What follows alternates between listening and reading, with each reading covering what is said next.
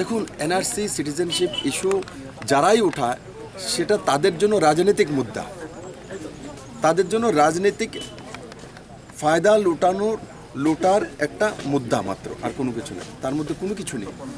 আরে প্রথমে আমি আজকে বলি না আপনাদের সামনে, এনআরসিতে আমাকে আগে বের করুক না, পারবে একটা মুখ্যমন্ত্রীকে, নির্বাচিত মুখ্যমন্ত্রীকে বের করতে? যদি নাই পারে তাহলে কেন মানুষকে বিভ্রান্ত করা পারবে? আমি আপনাদের চ্যালেঞ্জ করি, আমাকে বের করুক না। কোন লতে আমাকে বের করতে পারবে? আমারও তো জন্ম ত্রিপুরাতেই হয়েছে, এই মাটিতেই জন্ম হয়েছে। তো যদি আমাকে না পারে তো কেন লোকেদেরকে বিভ্রান্ত করা? জাতি জনজাতি মিলে এখানে একটা স্থিতি তৈরি হয়েছে, মহারাজা বীরবিক্রম কিশোর মানিকের পূর্ণভূমি। আর এখানে যারা আছে, বাঙালি হোক জনজাতি হোক, এরা বৃহত্তর ত্রিপুরা, এটা বৃহত্তর ত্রিপুরা। কুমিল্লা তো ত্রিপুরার মহারাজের কাছেই ছিল, ব্রাহ্মণবাড়িয়া তো মহারাজের কাছেই ছিল, চিটাগাং তো মহারাজের কাছে ছিল। বিভূদেবী মহারানী তো ওই দিনও বলেছেন এটা কার্যক্রমে জমতে হাজার, আপনারা সবাই অবগত আছেন।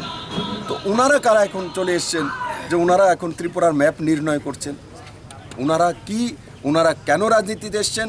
ওনারা এতদিন যাবৎ রাজনীতিতে জনজাতির জন্য কি করেছেন?